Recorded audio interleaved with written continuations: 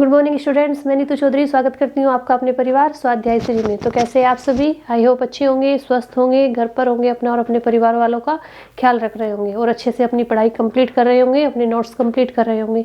ठीक है, तो चलिए आज की क्लास की शुरुआत करते हैं एक मोटिवेशनल कोड के साथ जो आपको ऊर्जावान बनाएगा, जो आपको आगे बढ़ने के लिए प्रेरित करेगा।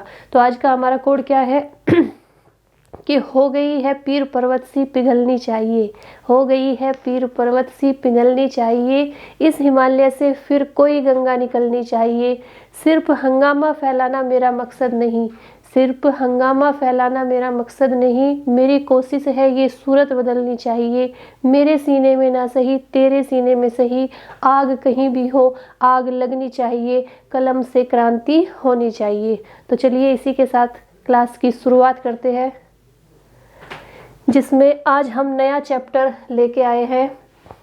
कौन सा नया चैप्टर है? हमारा उत्सर्जन तंत्र। कौन सा है? उत्सर्जन तंत्र है, यानी यूरिनरी सिस्टम। ठीक है, तो जैसे कि आप सभी को पता है ये हमारी बायोलॉजी की क्लास है। पहले हम इसमें थ्योरी कराते हैं, यानी एक चैप्टर को कंप्लीट कराते हैं, उसके बाद उसके वन लाइनर क्वेश्चन कराते हैं। ठीक है, तो सबसे पहले हम समझेंगे कि यूरिनरी सिस्टम यानी उत्सर्जन तंत्र होता क्या है। ठीक है, मैं आपको एक बार पीडीएफ के माध्यम से दिखाना चाहती हूँ, जो हाथ से बनी हुई पीडीएफ है। अगर आपको दिखाई दे रहा होगा तो आप नोट डाउन कर सकते हैं, नहीं तो कल मैं आपको एक एक पॉइंट अच्छे से बोर्ड पे लिखवा दूंगी। ठीक है, क्योंकि अभी आज क्या करेंगे, आज खाली इसे समझेंगे। ठीक है, कि ये होता क्या है, फिर एक एक पॉइंट को नोट डाउन करते हुए चलेंगे। ठीक है, तो सबसे पहले जैसे कि हमारे शरीर में, जैसे कि मानव का जो शरीर होता है, हमारा जो शरीर होता है उसमें मतलब 2400 घंटे कुछ ना कुछ प्रतिक्रिया चलती रहती है, कुछ ना कुछ एक्टिविटी होती रहती है। कुछ क्रियाएं क्या होती है, ऐच्छिक होती है, कुछ क्रियाएं ऐसी होती है अनैच्छिक होती है, जो हम चाहे या ना चाहे वो चलती रहती है। जैसे हमारा पाचन का काम है, कार्य है, पाचन तंत्र अपना जो कार्य कर रहा है वो चलता रहता है, श्वसन तंत्र अपना कार्य है वो करता रहता है। ठीक है, तो कुछ अनैच्छिक क्रियाएं और कुछ ऐच्छिक क्रियाएं जो हमारी इच्छा के अनुसार होती है, और कुछ ऐसी क्रियाएं जो हमारी इच्छा के अनुसार नहीं होती, यानी हम चाहे या ना चाहे उन पर हमारा कंट्रोल नहीं होता, तो वो क्रियाएं हमारे शरीर में होती रहती है। ठीक है, तो जैसे कि यहाँ पे भी लिखा हुआ है कि मनुष्य में प्रति क्षण कोई ना कोई कॉपी और पेन लेके बैठेंगे, एक एक पॉइंट को नोट डाउन करते हुए चलेंगे। प्रति क्षण कोई ना कोई ऐच्छिक या अनैच्छिक क्रियाएं होती रहती है। इन क्रियाओं के फलस्वरूप अनेक त्यागने योग्य पदार्थ उत्पन्न होते हैं, यानी हमारे शरीर में ऐसे पदार्थ जो हमारे शरीर के लिए नुकसानदायक है, जो हमारे शरीर से बाहर निकालने के योग्य है।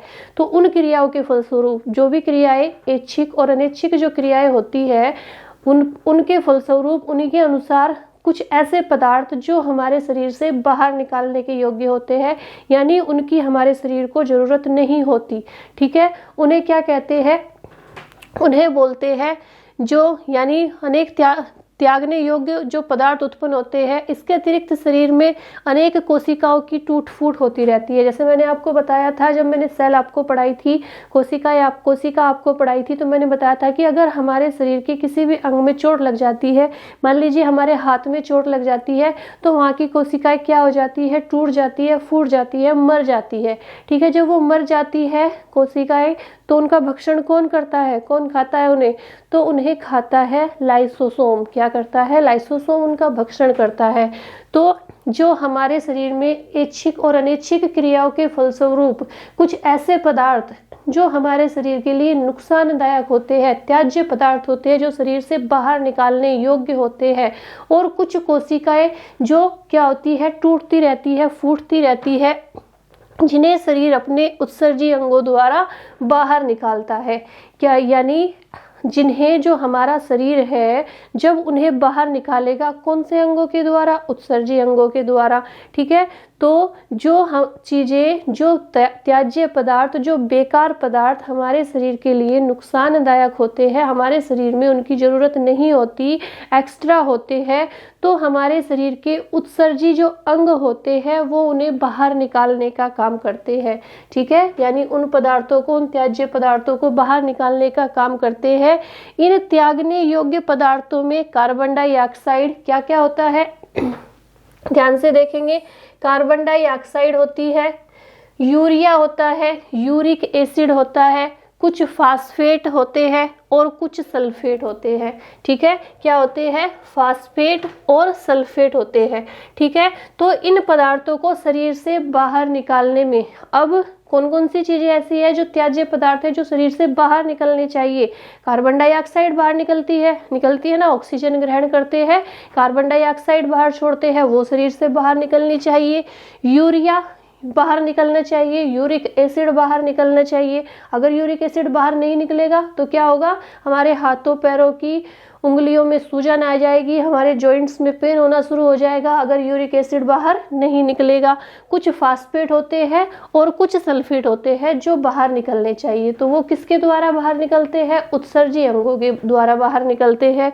ठीक है, इन पदार्थों को शरीर से बाहर निकालने में जो अंग कार्य करते हैं उन्हें क्या कहते हैं, उन्हें उत्सर्जित अंग कहते हैं। क्या कहते हैं, जो इन सारे पदार्थों को, जो त्याज्य पदार्थ होते हैं जो शरीर से बाहर निकलने चाहिए, जिनका हमारे शरीर में कुछ काम नहीं होता, वो हमारे शरीर के लिए नुकसानदायक ही होते हैं, अगर वो शरीर के अंदर ही रहेंगे तो शरीर को नुकसान ही पहुंचाएंगे, तो उन्हें बाहर निकालने के लिए जिन अंगों को, जो अंग उन्हें बाहर निकालते हैं उन्हें क्या बोलते हैं, उत्सर्जित अंग बोलते हैं।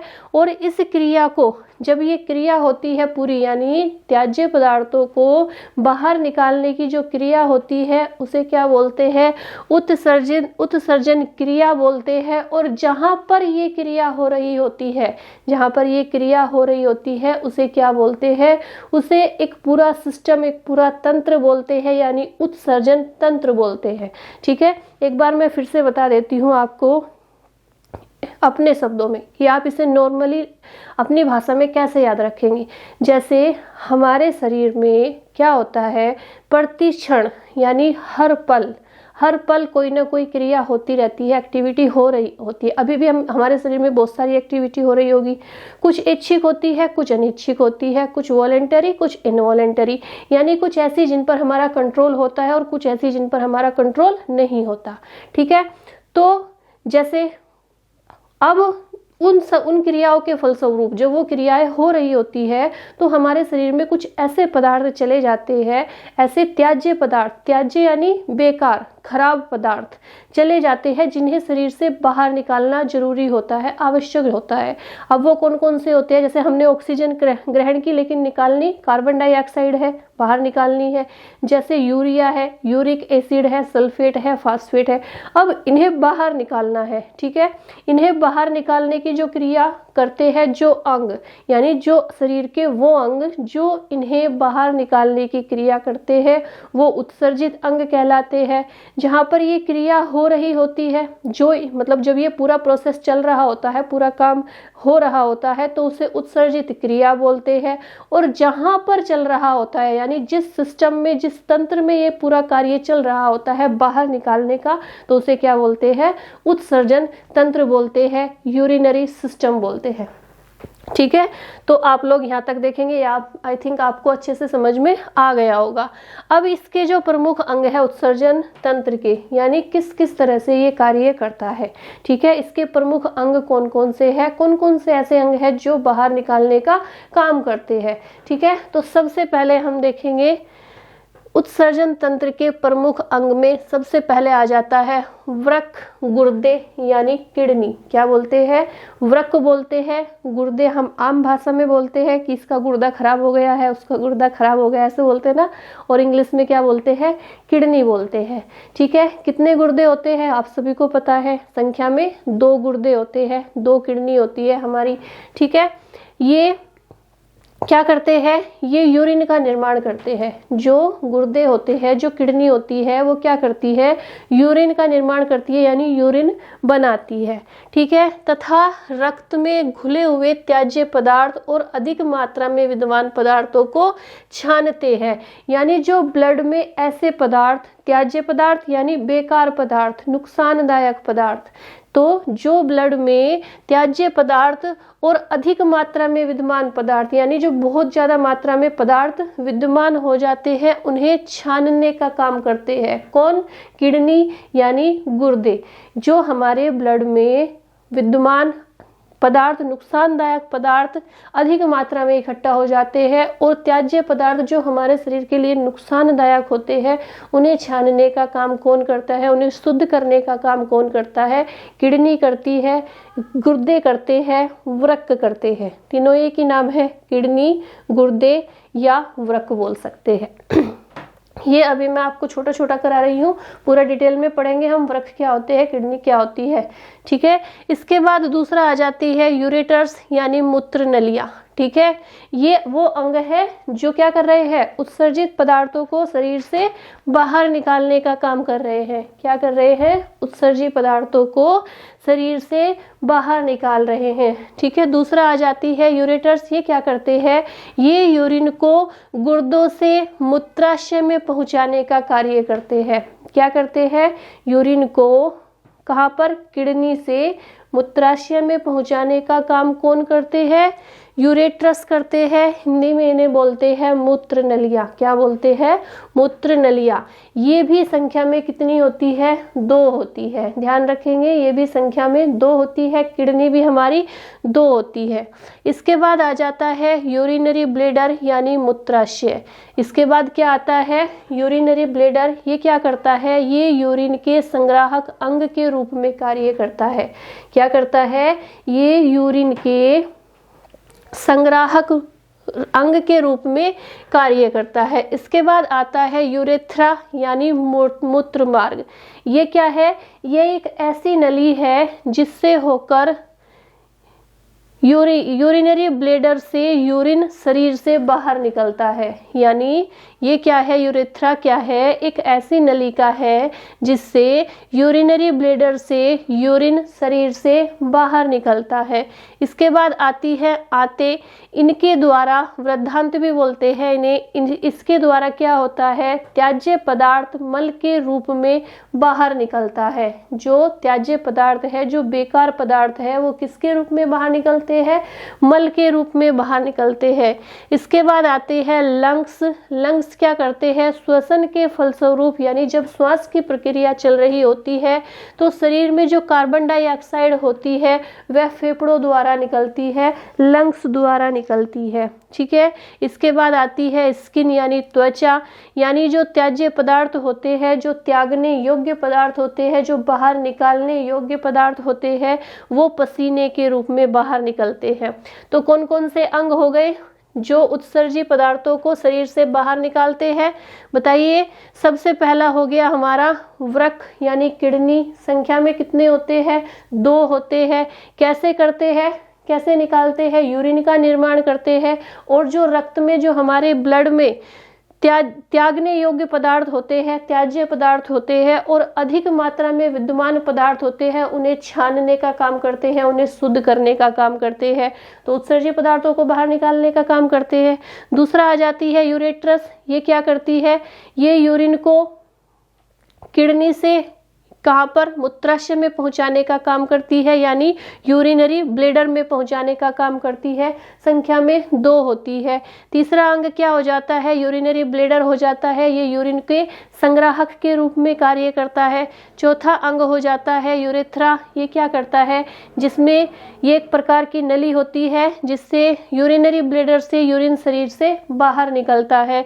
इसके बाद आती है आते। इसके द्वारा त्याज्य पदार्थ मल के रूप में बाहर निकलता है। और इसके बाद आते हैं हमारे लंग्स। लंग्स के रूप में, लंग्स कैसे निकालता है, उत्सर्जित पदार्थों को कार्बन डाइऑक्साइड के रूप में बाहर निकालता है। और इसके बाद आती है स्किन, यानी जो त्वचा है हमारी, वो पसीने के रूप में त्याज्य पदार्थों को बाहर निकालती है। तो ये क्या हो जाते हैं, उत्सर्जित अंग हो जाते हैं। मैंने बताया ना कि वो उत्सर्जित अंग होते हैं जो त्याज्य पदार्थों को शरीर से बाहर निकालने का काम करते हैं। तो ये सारे क्या हो गए, ये सारे उत्सर्जित अंग हो गए। ठीक है, ये क्या करेंगे, शरीर में जो त्यागने योग्य पदार्थ होंगे, जो शरीर से बाहर निकालने योग्य पदार्थ होंगे, जो हमारे शरीर के लिए फायदेमंद नहीं होंगे बल्कि नुकसानदायक होंगे, अगर वो बाहर नहीं निकलेंगे तो शरीर में बीमारियां होनी शुरू हो जाएगी। तो ये अंग क्या करेंगे, ये अंग उन सारे उत्सर्जित पदार्थों को, त्याज्य पदार्थों को बाहर निकालने का काम करते हैं। और जब ये क्रिया हो रही होती है तो उस क्रिया को क्या बोलते हैं, उत्सर्जित क्रिया बोलते हैं। और जहां पर ये हो रही होती है, जिस पूरे तंत्र में, जिस पूरे सिस्टम में ये क्रिया हो रही होती है, उसे बोलते हैं उत्सर्जन तंत्र, यानी यूरिनरी सिस्टम। ठीक है, चलिए अब इसके बाद हम सबसे पहले पढ़ेंगे किडनी को पढ़ेंगे, यानी वृक्क को पढ़ेंगे डिटेल में। ठीक है, अगर आप लोग नोट डाउन करना चाहते हैं तो नोट डाउन कर लेंगे। पीडीएफ आपको टेलीग्राम स्वाध्याय टेलीग्राम ग्रुप में ज्वाइन कर लीजिए, वहाँ पर आपको सारी पीडीएफ मिल जाएगी, करंट अफेयर की, हिंदी की और ये हमारी बायोलॉजी की। ठीक है, जो भी हमारी क्लास बनती है उसी की पीडीएफ वहीं पे मिल जाएगी। ठीक है, तो चलिए सबसे पहले हेडिंग डालेंगे गुर्दे यानी किडनी यानी वृक्क। ये मैंने आपको बताया अभी कि संख्या में कितने होते हैं, 2 होते हैं। इसकी आकृति कैसी होती है, सेम के बीज के आकार की होती है। कैसी होती है, सेम का बीज, सेम देखे आपने, सेम की फली जो होती है, खाने सब्जी बनाई जाती है सेम की फली की। ठीक है, तो उसके आकार की होती है इसकी, किसकी, किडनी का जो आकार होता है वो कैसा होता है, सेम की फली के आकार का होता है। ठीक है, इसके बाद ये हमारे शरीर की सबसे सक्रिय ग्रंथि है, यानी हमारे शरीर की सबसे एक्टिव ग्लैंड है। सबसे सक्रिय यानी सबसे एक्टिव ग्लैंड क्या है, हमारे वृक्क यानी हमारी किडनी है। ठीक है, ये मेरुदंड के दाईं बाईं ओर, मेरुदंड यानी स्पाइन, मैंने आपको पढ़ाया था ना मेरुदंड के बारे में, स्पाइन के बारे में। तो ये क्या है, मेरुदंड के दाईं बाईं ओर एक एक होती है, यानी हमारी स्पाइन के, मान लीजिए ये हमारी स्पाइन है,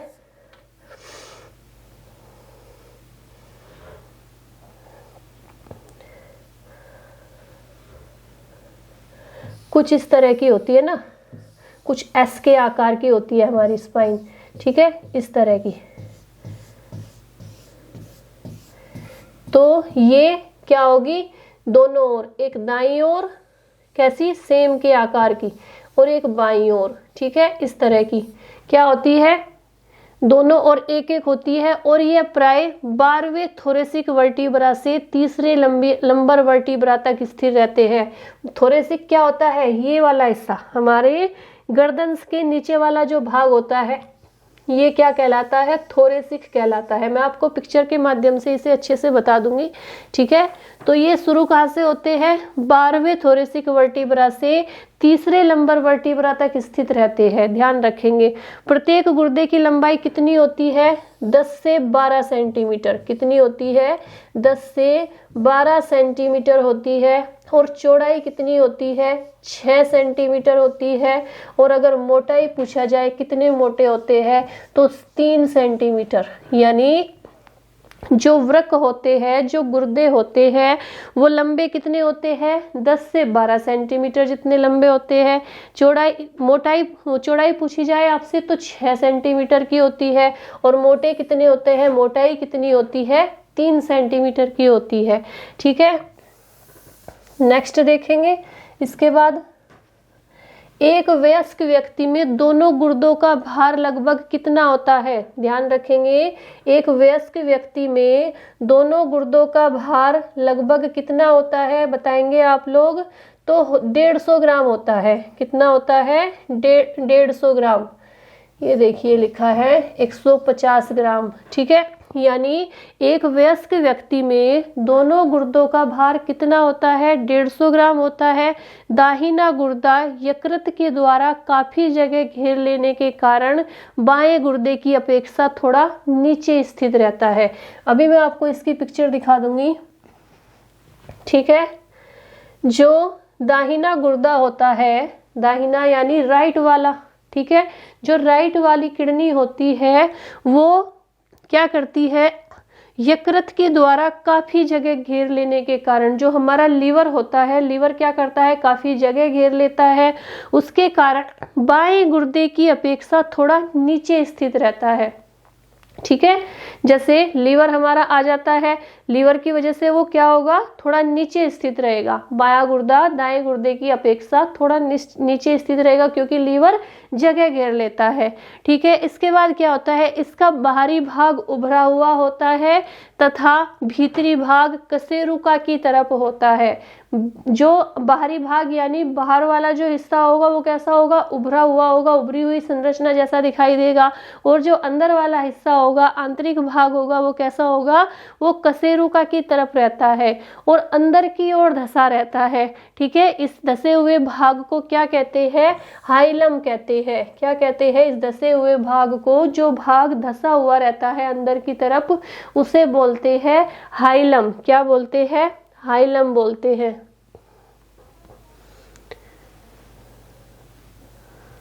देखिए ये पिक्चर मैं आपको उस पे दिखाऊंगी, गूगल से दिखाऊंगी अच्छे से, यहाँ पे क्लियर नहीं दिख रही। ठीक है, अभी इसे कंप्लीट कर लेते हैं। हाइलम क्या करता है, हाइलम द्वारा ही वृक्क से मूत्र वाहिनी और वृक्क के सिरा निकलती है और वृक्कीय धमनी प्रवेश करती है। यानी जो हाइलम है उसी के द्वारा किडनी से मूत्रवाहिनी और वृक्कीय सिरा निकलती है और वृक्कीय धमनी प्रवेश करती है। वृक्कीय सिरा क्या करती है, किडनी से रक्त ले जाकर महाशिरा में मिला देती है। क्या करती है, ये आपको मैं पूरा प्रोसेस दिखाऊंगी। किसके माध्यम से, एक चित्र के माध्यम से, आपको अच्छे से समझ में आएगा। चित्र हम कलरफुल लेंगे तब उससे समझेंगे। अभी इसे थोड़ा सा देख लेते हैं, तब उसके बाद कलरफुल चित्र से समझेंगे।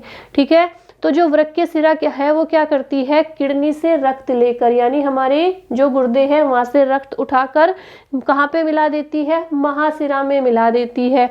और महाधमनी से निकली जो वृक्कीय धमनी होती है वो वृक्क में प्रवेश करती है, यानी किडनी में प्रवेश करती है। और वृक्क के शिखर पर अधिवृक्क यानी सुपर रीनल ग्रंथि स्थित होती है।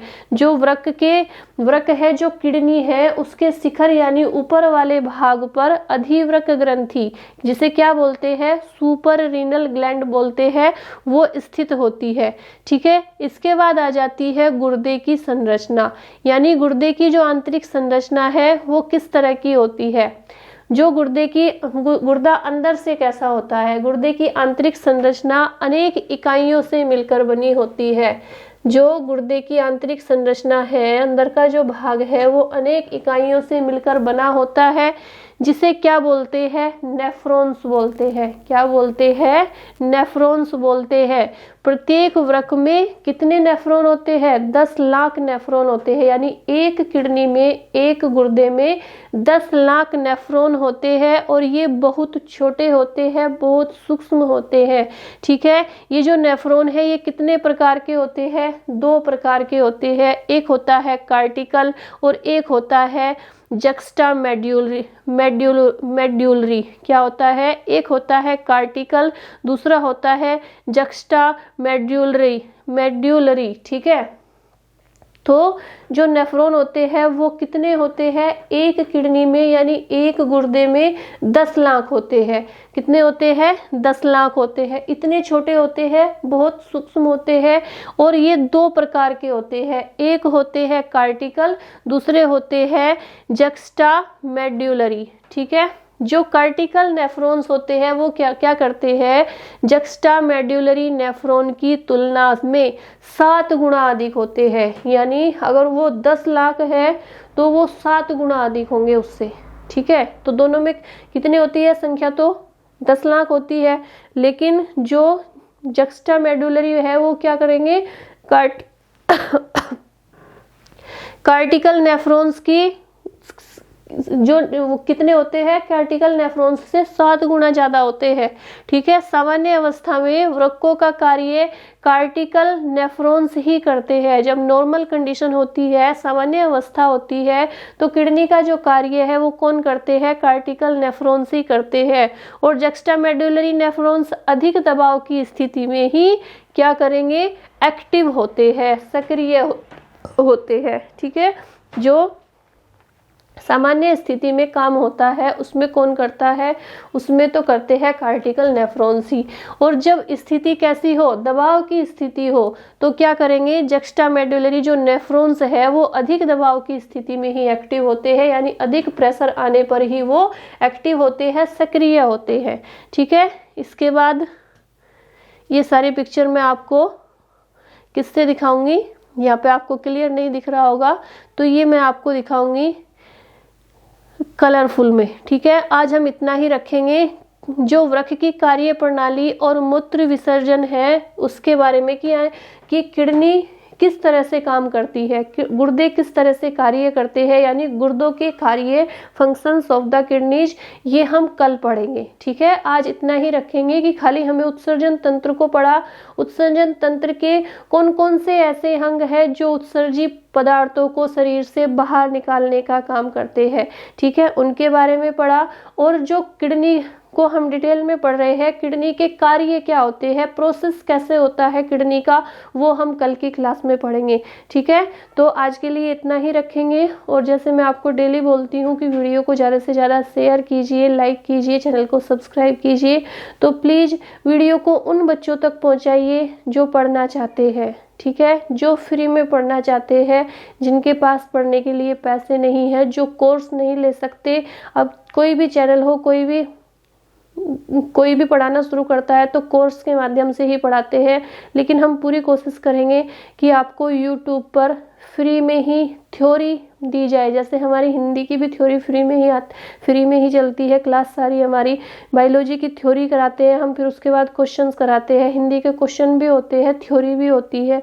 ठीक है, करंट अफेयर के क्वेश्चन कराते हैं। तो हम सब कुछ फ्री में ही दे रहे हैं। तो आपका भी इतना फर्ज बनता है कि 5 मिनट का समय निकालकर वीडियो को शेयर कीजिए, लाइक कीजिए, चैनल को सब्सक्राइब कीजिए और उन बच्चों तक वीडियो को पहुंचाइए जो पढ़ना चाहते हैं। धीरे धीरे और भी सब्जेक्ट्स के टीचर लाए जाएंगे, अवेलेबल होंगे, लेकिन जब आपका सपोर्ट मिलेगा तब। जब तक आपका सपोर्ट नहीं मिलता तब तक हम कुछ नहीं कर सकते। तो प्लीज़ सपोर्ट कीजिए, वीडियो को ज़्यादा से ज़्यादा शेयर कीजिए, चैनल को सब्सक्राइब कीजिए। और पिछली क्लासेज लेने के लिए आप प्लेलिस्ट पर जाकर भी पिछली क्लासेज ले सकते हैं। ठीक है, तो आज के लिए इतना ही रखेंगे।